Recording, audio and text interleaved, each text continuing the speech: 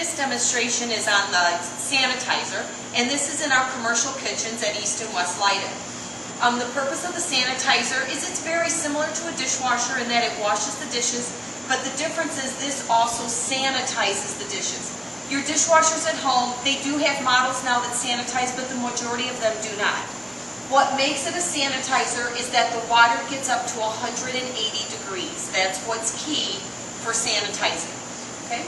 When you're using the sanitizer, and all of you will be using this in the commercial kitchens, you have to understand this side of the sanitizer is for dirty dishes, and this is where the dishes go to get clean, and then this is for clean dishes. And you don't mix those up or else you're getting food on your clean dishes. Alright? This also has a sprayer.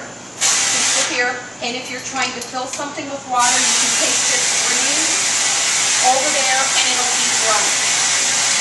When you're done with this, it just gets hooked back out of the way. Okay? So step one is you have an empty tray here, and you're going to load it with some dishes. Now these are clean, but the first thing you'd want to do, just like with the 3-compartment sink, is rinse off any food. If a lot of food gets in the sanitizer, it clogs the line and it doesn't work. Now, when you're loading the sanitizer, you cannot put dishes on top of each other like this, because no water is going to get under this one because it's blocked by this one. It's only one layer deep. So this would require 2 loads, all right, these 4 bowls, all right?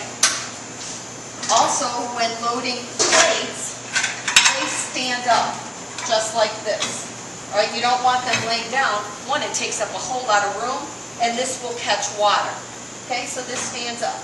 And then also bowls, glasses, pans, they get put down upside down so they don't fill with water. If I put it like this is going to be filled with dirty water, all right, when it comes up. So anyway, I will show you how to run a load through. We've got some dishes here. It just slides right across. You pull this down. Now, this 3 buttons are the length of cycle, and we generally just stay on cycle 1. Cycle 2 is longer. Cycle 1's about 1.5 minutes. This one's like 2.5, 3.5 minutes long. So this is all set up, and your teacher will turn it on in the mornings. All you do is push the big button to start it.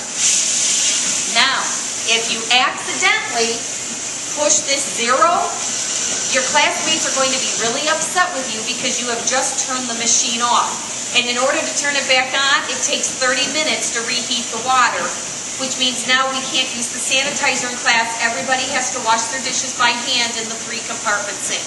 It's much easier to use this, but again, if you accidentally push the 0, if you think of the 0 means off, then, we have to start over. Again, it takes 30 minutes to fire up this machine. All right? Okay, our cycle is almost done. I don't know if you can see there's a lot of steam coming out of here. It's very hot. One thing to note, you'll hear the machine running, when it's washing the dishes. Then it'll stop for just about 5 seconds, and you think it's done, but it's not. It then goes through a very quick rinse, and then it's done. So you pull this open, and again, any water that's dripping here is very hot. All right, you just push this through. And if you're in class and lab, you have a second tray up here. This should already be ready and full to just keep pushing through. If it's your job on sanitizer, you've got to keep this running. Now these dishes are very hot, especially our pots and pans. They will really burn if you try to pick them up. So you give this a minute or like 30 seconds to cool down, and they will be dry in that time because they're so hot, that steam will evaporate. All right, and then you put your dishes away in the proper place, and everything's good to go. Thank you.